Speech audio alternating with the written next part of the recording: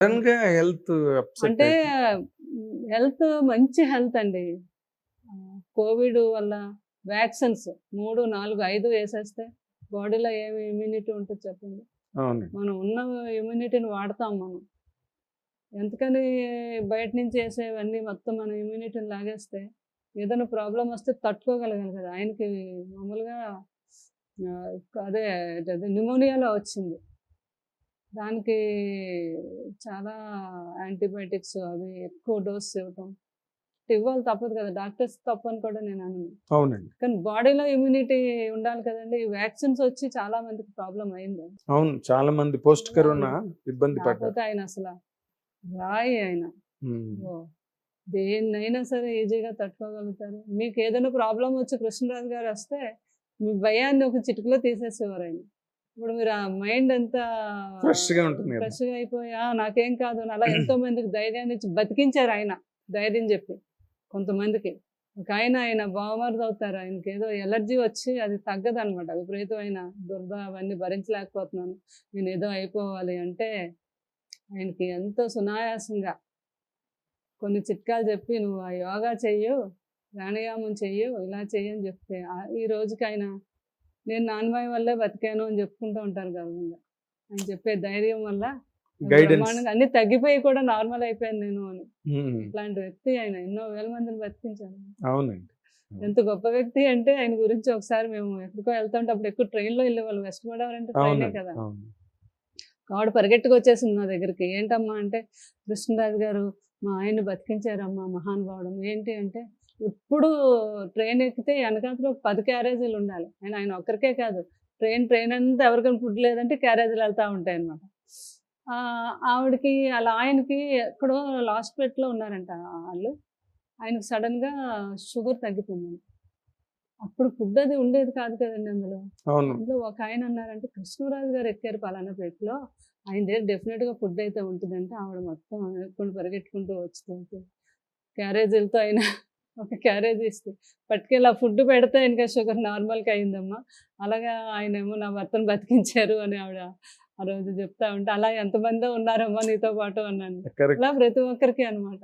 ఆయనకి ఎంత చెప్పినా ఆయన గురించి అవును. బుక్ రాస్తే గానీ బుక్ సరిపోదు రాయాలండి. లైఫ్. బుక్ రాయాలి. నా లైఫ్ అంతా రాయాల్సిందే. ఇంక ఆయనే. అంటే ఎందుకంటే మీరు ఎక్కువ మీరు తక్కువ టైము ఆయన లైఫ్ స్పాన్‌లో తక్కువ టైం మీరు ఆయనతో గడిపినా ఎక్కువ అర్థం చేసుకున్నారు మీరు కృష్ణరాజు గారిని. లైఫ్ అంతా ఆయనే. అవునండి. అవును. అంటే ఎంత ఇది అంటే ఆయన్ని కంటికి రెప్పలా ఆయన కూడా చెప్పడం జరిగింది. కంటికి కనురెప్ప లేకపోయినా కన్ను ఉంటదేమో గానీ, శ్యామల నా భార్య లేకుంటే నేను ఉండలేను అని ఒక ఇంటర్వ్యూలో చెప్పారాయన. అవునండి. అంత బాగా ఆయన్ని నేను అంటే అంత ప్రేమ అనమాట ఆయన. అంత గొప్ప వ్యక్తి ఆయన. ఆయన్ని ఎలా చూసుకోవాలి కంటికి రెప్పలా అని. ఆయన ఈ కింద కూర్చుంటే ఉన్నంతసేపు మేడ మీద కూడా వెళ్ళేదంట. ఆయన పడుకున్నప్పుడే. మేడ మీదకెళ్ళినా, బయటకెళ్ళినా, చుట్టాల దగ్గరికెళ్ళినా పడుకుని 2 అవర్స్‌లోనే నా షాపింగ్‌కెళ్ళినా. ఆయన లెగిసి ఉన్నంత సేపు ఇక్కడే ఉంటాను నేను. అంతలా ఆయన కూడా అనేవారు. "ఎళ్ళు పర్లేదు ఎళ్ళు" అంటే. ఆయనతో కలిసి వెళ్ళడం తప్ప ఒంటరిగా ఎక్కడికి ఎప్పుడు జీవితంలో నేను 2 సార్లు వెళ్ళలేదు. తప్ప వెళ్ళలేదండి వదిలి. అదనమాట. అదే అంటారు బాబు. ఇప్పుడు మాత్రం ఆయన వదిలి వెళ్లారని మీరు అనొద్దు. ఆయన మీతోనే ఉన్నారు. ప్రభాస్ అంటాడు అలాగే. ప్రభాస్ హ్మ్. పిల్లలు అంటాను. ఆయన ఎక్కడికి వెళ్తారు ఆయన మీతోనే ఉన్నారు. ఆ ధైర్యంతోనే నేను తిరగగలుగుతున్నాను. అది మీ అందరి మాటల్లోని కూడా నిజం అవుతుంది నాకు. నిజమే ఎక్కడికి వెళ్ళలేదు కృష్ణరాజు గారు ఇక్కడే ఉన్నారు. అదే అన్నమాట. మీ పిల్లల బాధ్యతే కాదు. ప్రభాస్ బాధ్యత కూడా ఇంకా మీకుంది. పెళ్లి చేసి ఒక ఇంటివాడిని చేయాలి కదా! ఇలాంటి భగవంతుడు ఉన్నాడు. కృష్ణరాజు గారు ఉన్నాడు. అదేలే. ఉన్నారాయన. ఫ్యామిలీని అందరిని చూసుకుంటారు ఆయన అభిమానించే ప్రతి అవునండి. అవును. ఒక్కరిని. మా పిల్లలు కూడా చాలా మంచి పిల్లలు. ఫ్యామిలీ అన్న మీ బట్టే కదండీ. మదర్‌ని కూడా బాగా చూసుకుంటారు. పెద్దమ్మాయి తను ప్రొడ్యూసర్ అవుతుంది. పెద్దమ్మాయి. అవునా? త్వరలోనే ఏవో సినిమాలు తీయబోతుంది. చేయబోతున్నారు. కృష్ణరాజు గారు ఉండగానే తీయాలసలు. హ్మ్. ఆ మధ్యలో ఇలా అవటం వల్ల పాపం అదే నేనే అడగబోతున్నా.